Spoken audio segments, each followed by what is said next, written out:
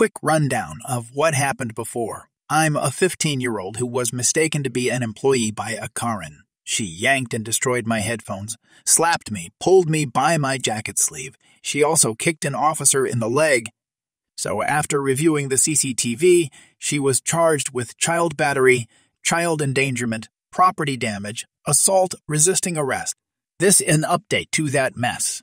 So during the case against Karen last week or so, I met Karen's husband, and after 4 hearings, the court ruled in my favor, levying a fine of PHP $15,300 in fines to pay for my destroyed headphones replacement and a 5-year prison sentence with parole.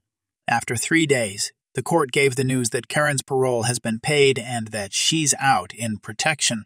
Me and my mom went ahead with the restraining order to protect me, Mom, our property, and pets from her in case she attempts to retaliate against me. Retaliation would come from her, but not directly. Her retaliation would be channeled via her husband, which I've had a habit of calling a male Karen Ken, which I'll be using to mention him. Retaliation. So as I mentioned earlier, Ken was there during the case between me and Karen, which ended in my favor. I thought he was the quiet type as he sat at the cases, never saying a word, but that changed when someone opened our gate and, in my complete shock as I was upstairs, kicked open a locked door of the hinges. I was at class, doing my turn on a news report. 10th grade history is now modern politics, and through my headphones, I heard a big bang, asked if I could excuse myself from class. Teacher agreed, went to check and heard him asking where was I. Needless to say, I didn't go down out of fear that I'll be beaten, locked my room, and pushed my small cabinet in front of the door, and dialed the emergency number, saying that someone kicked open the locked wooden door and was screaming and shouting threats and racial slurs, even calling Mom A, which, in her house. Police arrived a few minutes later and pulled him into the cruiser, where they took my statement, my mom's statement, and his statement, and he was arrested on the spot. Me and Mom agreed that we will charge him in retaliation to what the hell he did, and pushed forward for a court case. Now, I have dogs, 3 of them. All of them are in cages. During the afternoon, as they hate the heat and they normally sleep, they did bark at him, but it was only for a second before he kicked the door. Response. And another court case. Yup, we went to court again. Same lawyer for me and Mom, different judge, and Ken and his lawyer. We sued him on trespassing, property damage. On his verbal threats, he screamed at Mom when he broke in. And thanks to the CCTV system Mom applied to the house, the case was guaranteed in our favor and got him prison for the next 5 years with parole. Earliest time parole can be paid is in 6 months and probation for another 4 years. During that probation period, he is to serve 5,040 hours in community service, 210 days worth of time, and the confiscation of his driver's license during house arrest. And me, well, I'm now happy. So I read a lot of EP feeling entitled to a handicapped parking spot, but what happened yesterday to me is a little different. I'm a 22-year-old female, and yesterday I was asked by my aunt to drive my grandmother, 87, to the hospital for checkups. Normally, I would take her wheelchair with me, but she protested and the doctor told her she should walk, so I only took her walking aid with me. At the hospital, there is an area to drop off sick patients who aren't able to walk to the next parking space. It's secured with a barrier where you get a ticket with a parking duration of maximum half an hour to assure it's to drop off, not to park. I got a ticket and drove in and figured I needed to go to the second building where only handicapped parking spots are located. The normal parking spots are about 100 meters away. So I figured I would park there, get my grandmother to the doctor's waiting area, and then park in the non-drop-off park spaces outside of the hospital area. The handicapped parking spots are only about 10 meters away from the hospital door, which is only 10 meters away from the elevator, and my grandmother needed a quick pause to make it. So she's really not good with walking anymore. So after I dropped her off at the doctor's waiting area and gave the doctor my phone number in case it's her turn before I'm back, he should call me, I arrived downstairs to my car about 5 minutes later, and the EP was there, as well as a 3-year-old kid. I didn't think much of it, went around them and opened my car door. Then I heard, "Excuse me, is that your car?" Completely irritated, I looked at her with the open car door in my hand. No, I'm about to steal this car. Yes, I know I could have been nicer. EP, I don't like your tone. You know you're not allowed to park here. That is a handicapped parking spot. Me, yes, I know, I'm sorry. I'm gonna drive my car away now, so it is clear again. EP, what if a handicapped person would have needed it? Then they have to get to the hospital in pain just because you are a lazy kid. There are 4 other disabled parking spots, which are empty, but technically she is right. Me, yes, sorry, that's why I'm gonna move my car right now. But I didn't use it because I'm lazy, but because my grandmother is really old and can't walk more than from here to the door. EP, yeah, I know. I saw you help her inside, but that's besides the point. I called hospital security the second I saw you park here so they can get here in time so your car can be removed. She shouted that. Me, but wouldn't I be gone by now if you didn't stop me?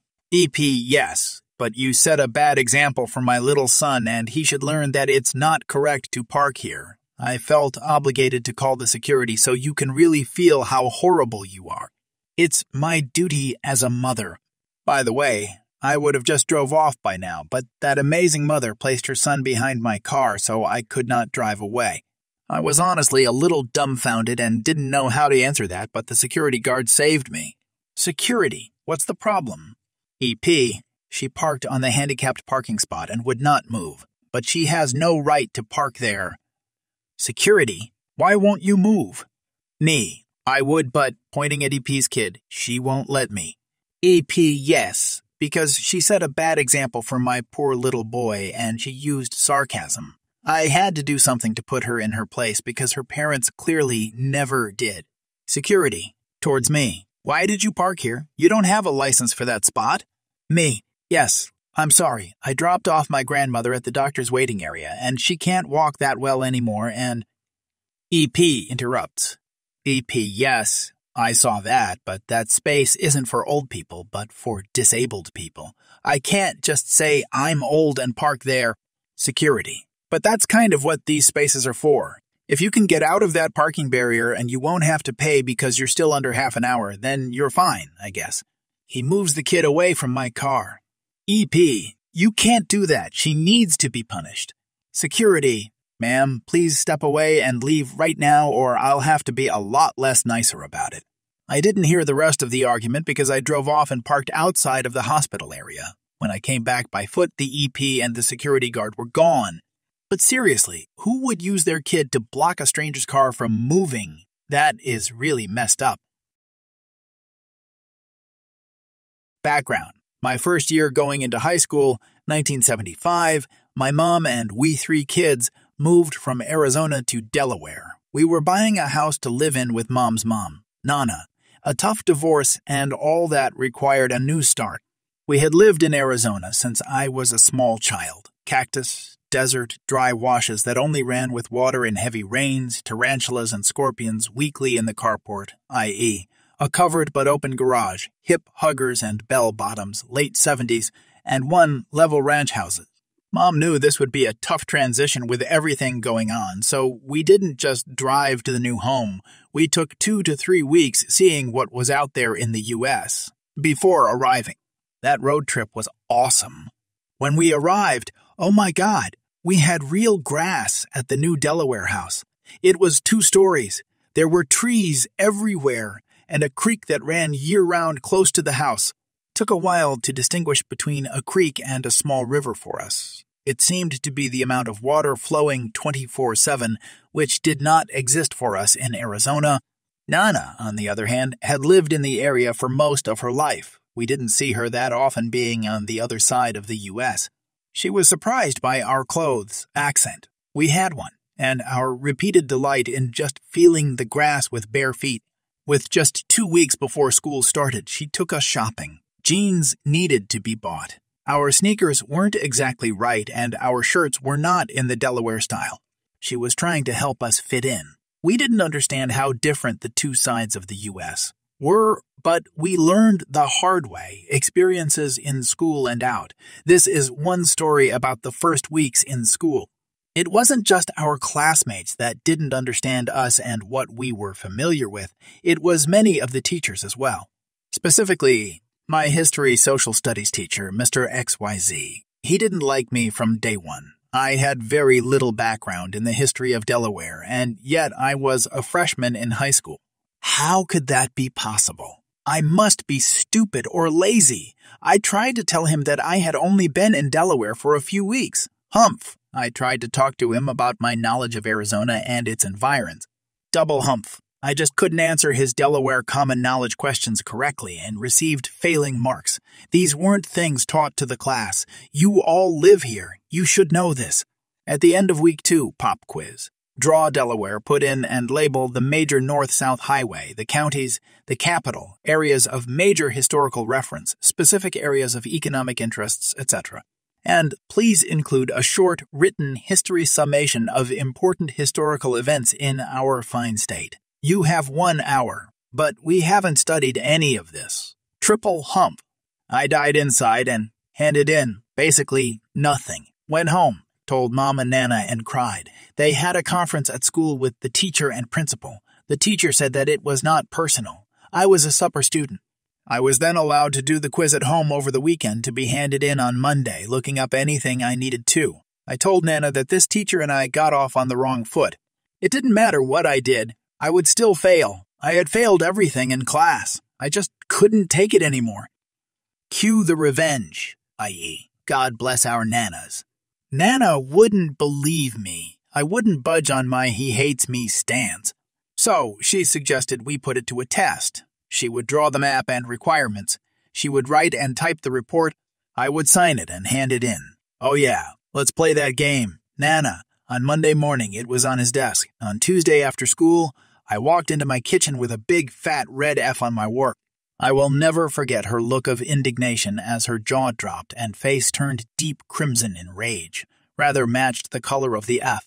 I will also never forget her escorting me to the principal's office and demanding to speak with my teacher then and there. It was one of the best crazy shows I have ever been blessed to witness.